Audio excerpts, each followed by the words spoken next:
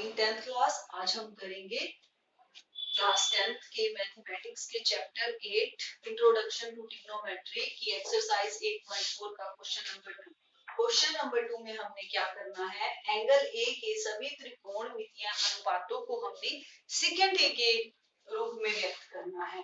देखो, सभी त्रिकोणमितीय अनुपात का मतलब आपकी जो भी ट्रिग्नोमेट्रिक आइडेंटिटीज होती हैं, साइन ए, कोस ए, टेंजेंट ए, और क्या होता है साइन का अपोजिट कोसिकेंट ए। कोस का अपोजिट सिकेंट होता है, लेकिन सिकेंट ए में तो हमने लिखना ही है। और टेंजेंट ए का क्या होता है, कोटेंजेंट ए।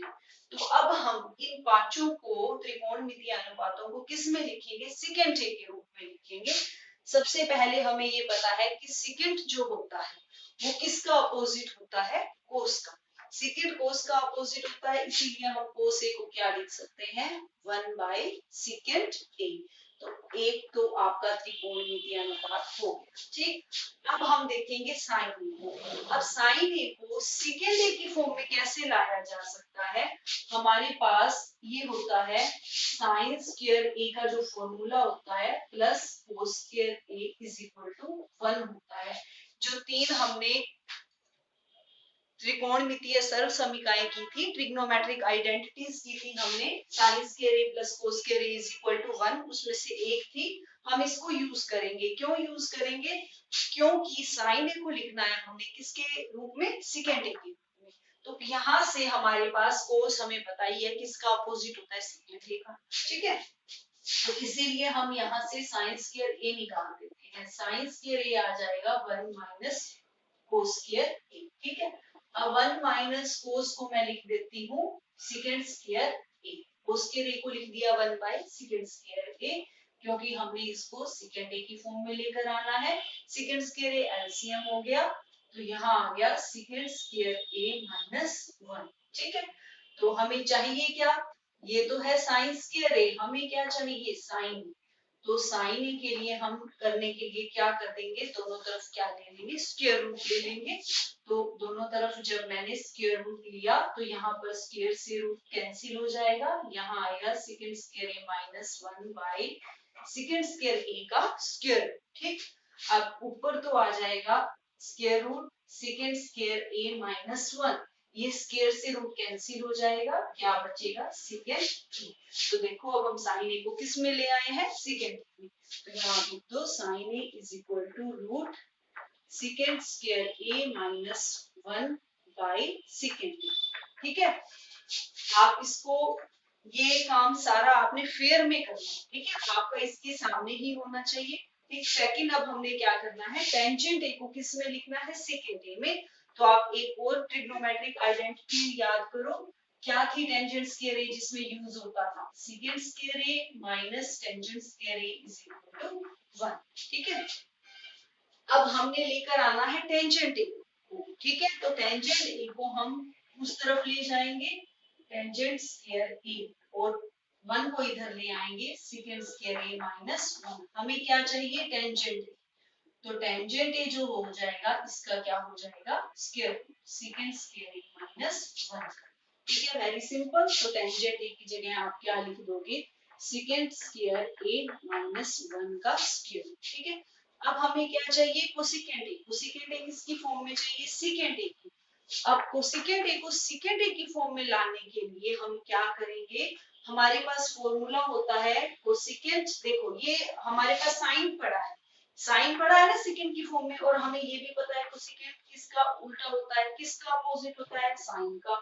तो सीधा आप ऐसे करो, कोसिकेंट को लिख दो 1/साइन ए, और साइन ए हमने सेकेंड ए की फॉर्म में लिखा ही हुआ है, तो साइन ए की यहाँ वैल्यू लिख दो आप 1/साइन ए की जगह ये आ जाएगा सेकेंड स्क्वायर ए -1/सेकेंड।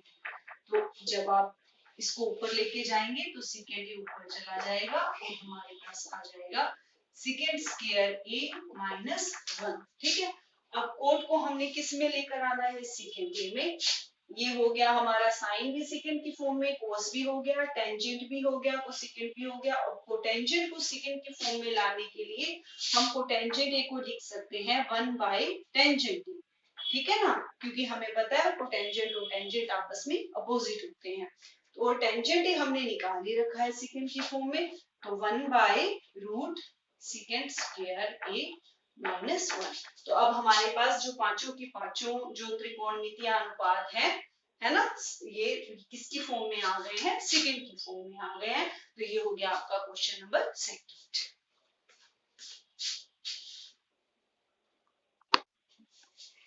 अब हम करेंगे क्वेश्चन नंबर 3। क्वेश्चन नंबर 3 में हमें ये दिया हुआ है सब, sine square 63 degree plus sine square 27 degree by cos square 70 degree plus cos square 73 degree. हमने इसकी वैल्यू फाइंड आउट करनी है।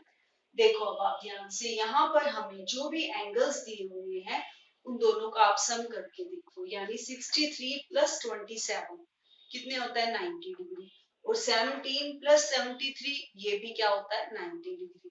ठीक है, तो अब जब आपके सम ऐसे हो कि दोनों एंगल्स का सम 90 बन रहा हो, तो दोनों एंगल्स का सम 90 कब होता है, जब वो एंगल कैसे होते हैं, कॉम्प्लीमेंट्री एंगल्स। और जब भी कॉम्प्लीमेंट्री एंगल्स होते हैं, तो मैंने आपको 8.4 की जो इंट्रोडक्शन थी उसमें मैंने आपको कुछ फॉर्मूले बताए थे।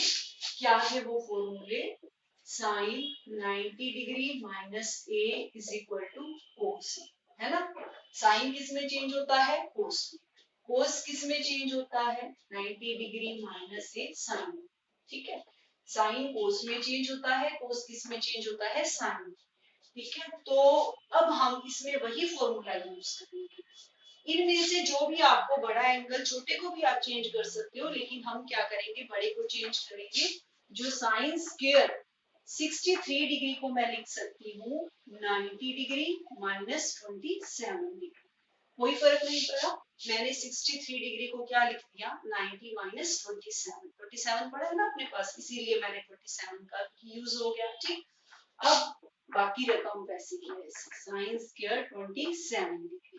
अब ऐसे ही आप नीचे जो बड़ा एंगल है जो है हमारे पास 73 डिग्री, इसको आप लिख दो 90 माइनस 17 डिग्री। ठीक है, कोई फर्क नहीं पड़ा, नहीं ना। अब आप, हमने ये देखा है कि जो साइन 90 माइनस एंगल होता है वो कोस के कोस ऑफ एंगल के इक्वल होता है, और कोस 90 माइनस एंगल होता है वो साइन ऑफ एंगल के इक्वल होता है। तो मैं यहाँ वही यूज करूंगी। एक बार आप स्क्वायर को भूल जाओ, साइन 90 माइनस एंगल आ गया तो ये किस में चेंज हो जाएगा, कोस में, है ना। तो कोस ऑफ एंगल, एंगल क्या है हमारे पास 27 डिग्री, और हमारे पास क्या है स्क्वायर। ठीक, और ये हमारे पास पढ़ाई है साइन स्क्वायर 27 डिग्री। ऐसे ही नीचे कोस स्क्वायर 17 डिग्री प्लस, अब स्क्वायर को एक बार के लिए पूछो, कोस 90 माइनस एंगल, कोस 90 माइनस थीटा किसके इक्वल हो जाएगा, साइन थीटा की। तो थीटा क्या है, साइन 17 डिग्री। अब क्या पड़ा है हमारे पास, स्क्वायर, तो यहाँ क्या हो जाएगा स्क्वायर। ठीक, अब देखो, अब हमारे पास ट्रिग्नोमेट्रिक आइडेंटिटी थी कौन सी, cos square theta plus sine square theta is equal to 1।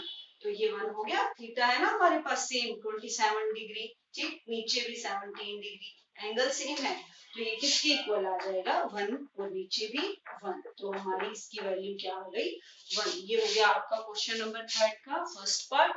तो क्वेश्चन नंबर 3 का सेकंड पार्ट क्या है, sine 25 degree cos 65 degree plus cos 25 degree, और ये है साइन 65, साइन 65 डिग्री। अब हमने इसकी वैल्यू निकालनी है। देखो, अब देखो 25 और 65 का सम क्या होता है 90 ना, है ना, 90 बना ना। तो मैं इसको भी अब चेंज करूंगी, आप 65 को चेंज कर लो, साइन 25 डिग्री कोस 65 को मैं क्या लिख देती हूँ 90 माइनस 25 डिग्री। ठीक है, ऐसे ही इसमें मैं 65 को चेंज कर दूंगी, कोस 25 डिग्री साइन 90 माइनस 25 डिग्री। कोई फर्क नहीं पड़ा, हमने सिर्फ 65 डिग्री को लिखा है 90 माइनस 25। जहां भी आपका 65 डिग्री है वहां आप उसको लिख दो 90 माइनस 25 डिग्री। ठीक है, अब साइन 25 डिग्री, अब फिर से यही आपका फॉर्मूला यूज करो, कोस 90 माइनस थीटा, कोस किस में चेंज हो जाएगा 90 के आते ही साइन। ठीक है, साइन एंगल, एंगल क्या है 25, ठीक, और cos 25 degree, sine 90 minus angle किस में चेंज हो गया, cos 25 डिग्री। ठीक है, समझ आ गई।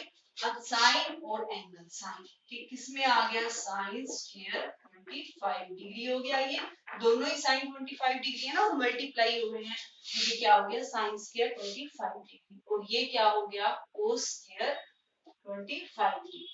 अब ये हमारे पास त्रिकोणमितीय सर्वसमीका बन गई है, ट्रिग्नोमेट्रिक आइडेंटिटी बन गई है, कौन सी, कि sign square theta plus cos square theta किसके इक्वल होता है 1। तो ये भी क्या हो गया हमारा 1। ठीक है, ये हो गया आपका question number 3 complete. Okay, see you next time.